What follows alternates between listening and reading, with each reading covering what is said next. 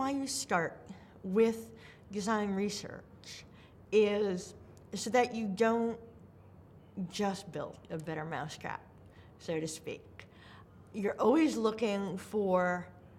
the solution that you wouldn't have come up with yourself because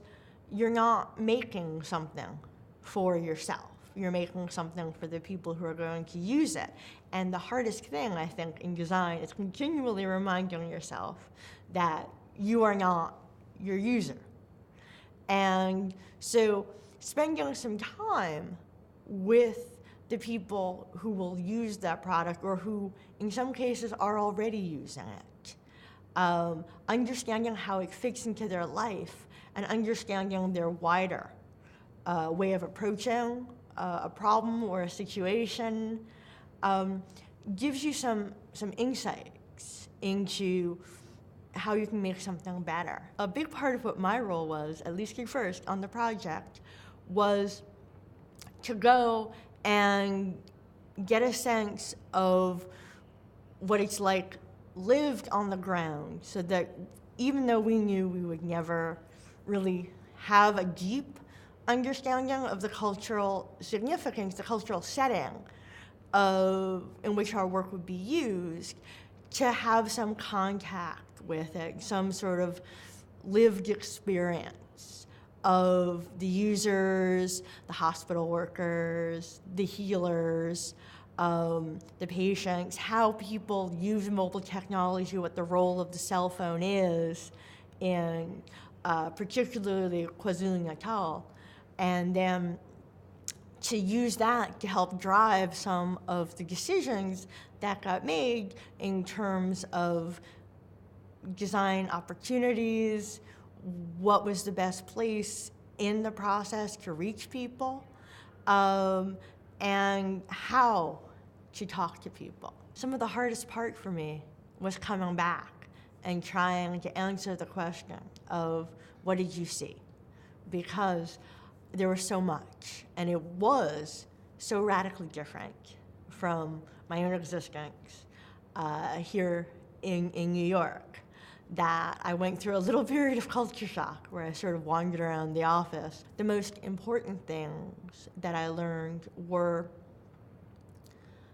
one, some insight into Zulu culture, into some of the ways in which they think about sexuality, for one thing. Like, you can tell me that there are taboos, but until I've seen someone who I've become friends with turn like bright red and bury his face in his hands in a conversation because someone said the Zulu word for sex, I'm not going to viscerally experience that. And so you get a real sense of what you're struggling with and what you have to overcome. One of the most valuable pieces for me and for our larger engagement with iTeach and our partners in South Africa was a real sense of the strong community there, of the very different local medical systems and all these tremendous efforts that were going on inside KwaZulu-Natal to support people, whether it was the woman I met who was bringing food to what they call child-headed households, where both parents have died of HIV and the oldest kid is trying to raise the younger siblings, to the healer who talked about how she would, talk to parents to try and talk to them about their child's illness. There's a strong sense of communal responsibility. But at the same time, there are also tremendous barriers, I think, to care, some of which are structural as well. And so trying to get a sense that I could bring back of how this network works and doesn't work, and where could we intervene most effectively.